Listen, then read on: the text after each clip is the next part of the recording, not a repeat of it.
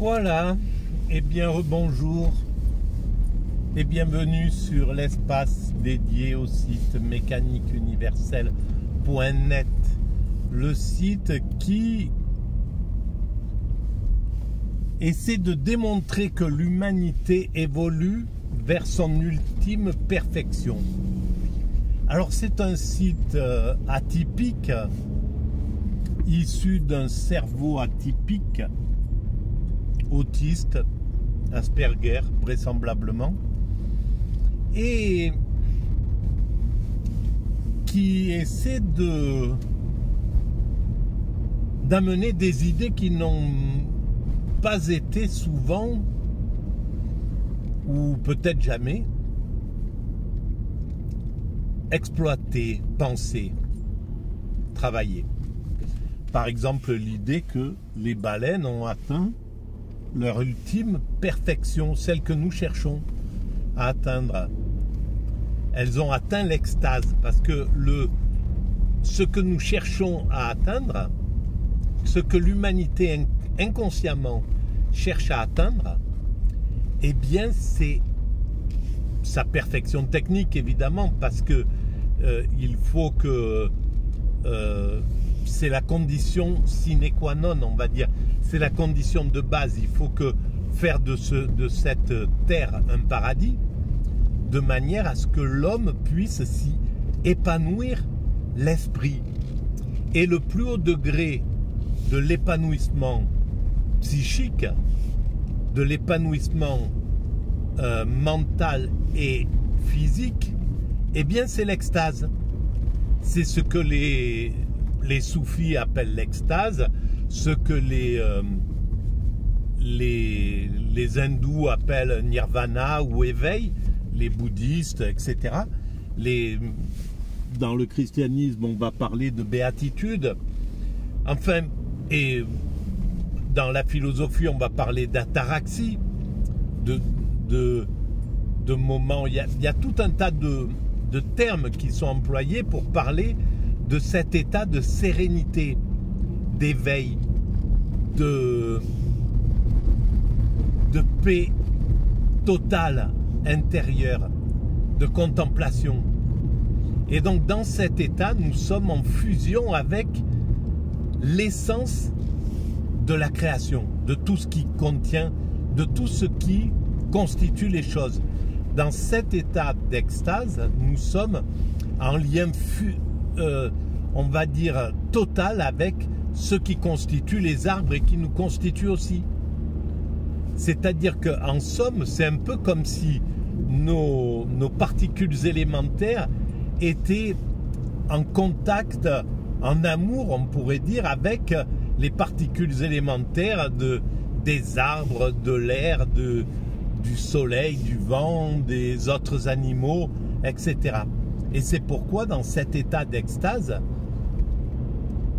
certains ont relaté qu'il y avait une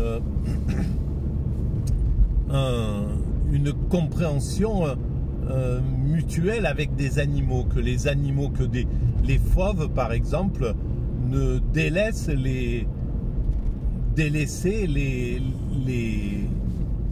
les chrétiens qui étaient en état d'extase quand ils rentraient sans doute dans les arènes des Romains pour se faire dévorer. Voilà. Alors, bon, dans ma façon de penser atypique, il y a aussi le fait qu'il vaut mieux aller vérifier ce genre de choses, parce que je pense l'avoir lu parfois, et des fois, ben, ça pourrait ne pas être le cas. Donc il vaut mieux quand même vérifier.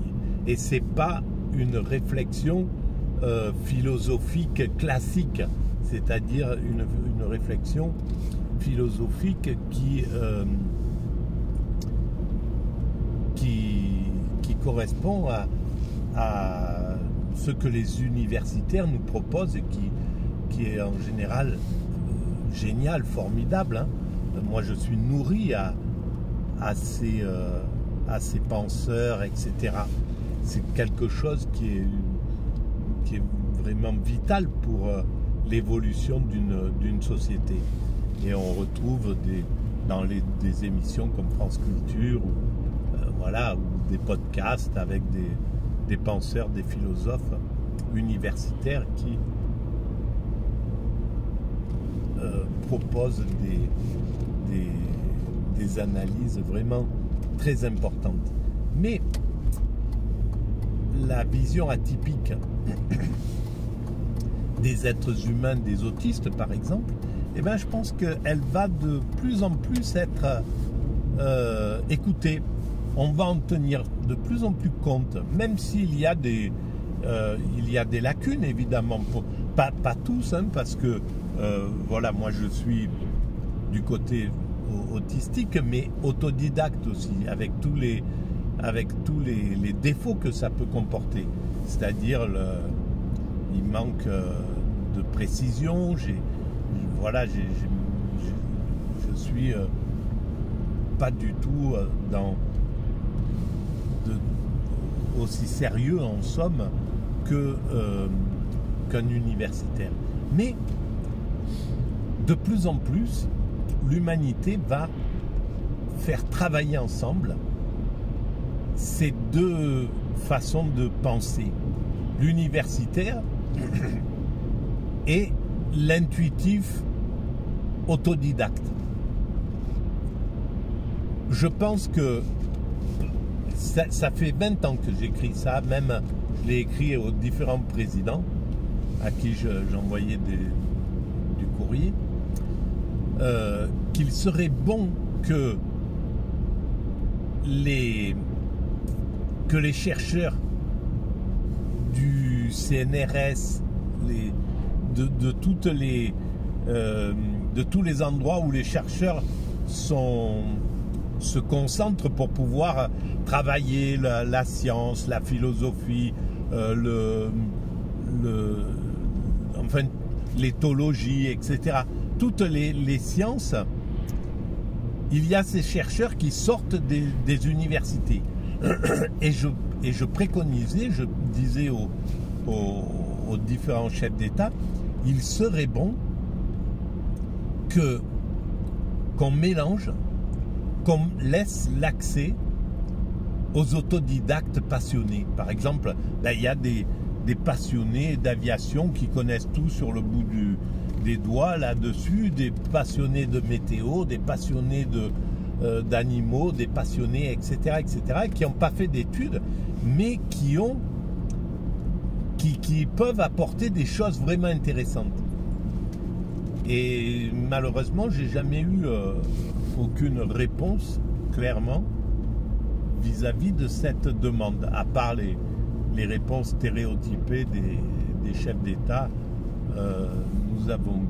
J'ai bien pris connaissance de votre lettre. Je vous remercie de l'attention, etc. Voilà. Mais quand ça devra venir, ça viendra. Parce qu'en fait, les choses ne viennent que quand elles doivent venir. Avant l'heure, c'est pas l'heure. Et après l'heure, ben, je ne sais pas, peut-être que c'est encore l'heure après l'heure, hein, d'ailleurs. Ça peut prendre un peu plus de temps et c'est pas grave. Mais en tout cas, les choses viennent au moment opportun. La paix universelle viendra quand il faudra qu'elle arrive. La prise de conscience que l'humanité évolue vers son ultime perfection, chose que j'essaie de développer sur le site mécaniqueuniverselle.net, eh bien, cette prise de conscience de notre sens, de notre but, elle viendra à un certain moment quand ce sera l'heure. Voilà. Et on le voit à tous les niveaux. C'est vraiment incroyable, quoi. Les choses...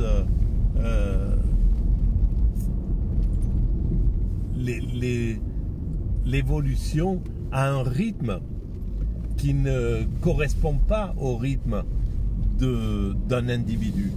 Nous, notre paysage évolutif, d'évolution, il est sur 100 ans, grand maximum, quoi. On a, à part pour les historiens et les passionnés qui vont s'intéresser à une plus grande... Oh bah tiens, je vais aller me chercher. Ah mais j'ai pas assez... Mince, je serais allé me chercher un steak. C'est pas beau, mais je le fais. De temps en temps, je sens que j'ai besoin de cela. Bon bref. Et bien voilà pour cette petite vidéo. On va pas aller tellement plus loin. On va rester sur cette idée. Voilà. Le temps, les choses doivent arriver au moment où c'est le temps d'arriver. Sur la mécanique universelle, j'ai expliqué un petit peu ça. Par exemple, j'ai pris l'exemple de la pénicilline que Fleming, je crois, a découvert. Voilà, tous les ingrédients de la pénicilline existaient déjà avant que Fleming ne la découvre. C'était peut-être le cas déjà au Moyen-Âge, c'était peut-être le cas chez les Grecs, chez les Égyptiens, etc., en Chine. Mais eh ben, il fallait attendre que tout puisse converger pour qu'on puisse en faire ce que la société humaine en a fait, c'est-à-dire un antibiotique. Voilà, et c'est valable pour toutes les choses de l'humanité. Voilà. Eh bien, je vous dis à très bientôt. Si vous pensez que ces visions un peu atypiques, ont un intérêt collectif, eh bien, vous pouvez mettre des pouces, vous pouvez vous abonner, ça donne de la visibilité. Vous pouvez envoyer le lien à vos connaissances, à vos amis, et vous pouvez laisser des petits commentaires. En règle générale, j'y réponds systématiquement. Voilà, je vous dis à très bientôt, et puis merci de votre écoute, de votre présence, et voilà, de votre lecture, de votre écoute. Merci, au revoir.